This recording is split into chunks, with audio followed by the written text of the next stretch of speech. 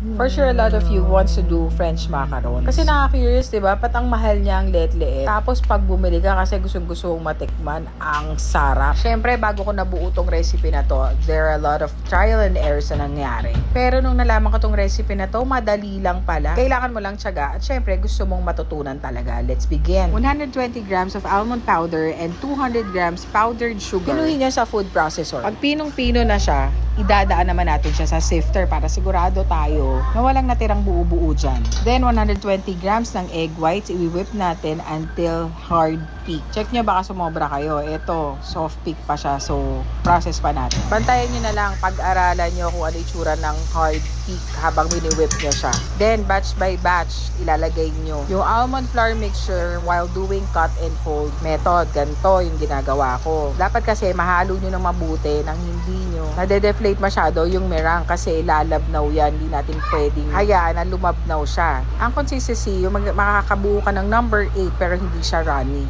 Like this.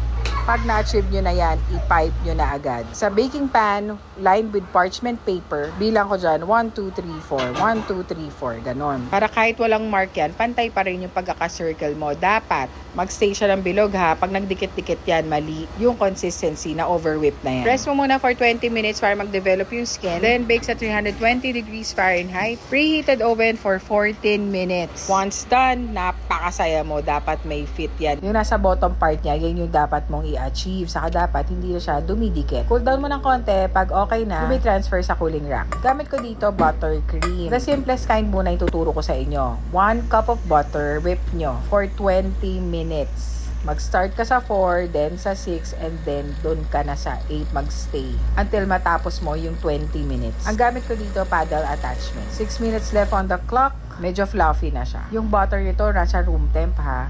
Pag nag 20 minutes na, pwede ka na maglagay ng half cup of powdered sugar. Pwede mong bawasan yan depende sa tamis mo. And ilagay mo na rin yung vanilla. Around 2 minutes ko lang tinapos to. Once all are well incorporated, okay na yan. Ganto ka-smooth yung gusto natin. Then assemble your French macarons. Napakasarap. Crunchy on the outside and chewy on the inside. Napakasarap. If you have questions, comment lang kayo, sigurado sasagutin ko kayo. Lastly, enjoy the process kasi napakasaya ng feeling.